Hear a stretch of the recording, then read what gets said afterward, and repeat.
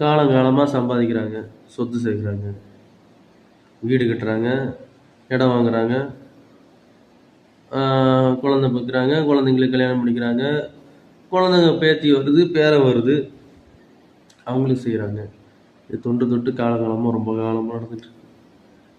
இது ரொம்ப போர் அடிச்சு போச்சு எனக்கு. என்னடா இது, தலைமுறை தலைமுறையாக சொத்து சேர்த்து வச்சு அது யார் இதுக்கப்புறம் யார் வந்து ஆண்டு அதை அனுபவிக்க போகிறானே நமக்கு இப்போ தெரில. ஃப்யூச்சரில் உள்ள தலைமுறைக்கு சேர்த்து வச்சு என்ன இருக்குது? ஐயோ, அவங்களாம் இந்த இடம் இல்லைனாலும் வீடு இல்லைனாலும் ரொம்ப கஷ்டப்படுவாங்க அப்படின்னு நினச்சி சேர்த்து வைக்கிறீங்க. நீங்கள் சேர்த்து வச்சதுனால அவங்க நல்லா இருந்துருவாங்க. இப்போ சேர்த்து வைக்காதவங்கள குடும்பம்லாம் கஷ்டப்படும் அப்படி நினைக்கிறோம்ல, அப்போ நம்ம தான் அது ஒரு அறியாமையில் பண்ணுறது எல்லாமே.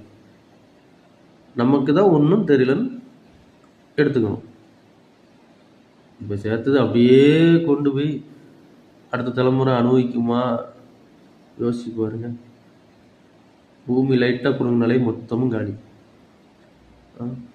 என்னென்ன நடக்க போதோ யாருக்கு தெரியும்? இதில் நம்ம என்னத்தை சேர்த்து என்னத்தை கொடுக்க போகிறோம் மற்றவங்களுக்கு?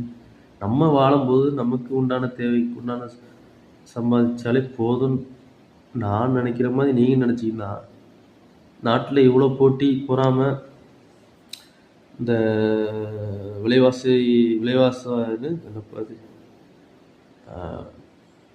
ஏற்றம், சாப்பிட்ற பொருள் மேற்கொண்டு விலை ஏறி போச்சு.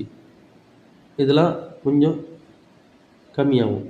இங்கே தான் வாழணுங்கிறதுக்காக அடித்து பிடிச்சி சம்பாதிச்சு என்ன கிடைக்க போகுது? ஒன்றும் கிடைக்காது.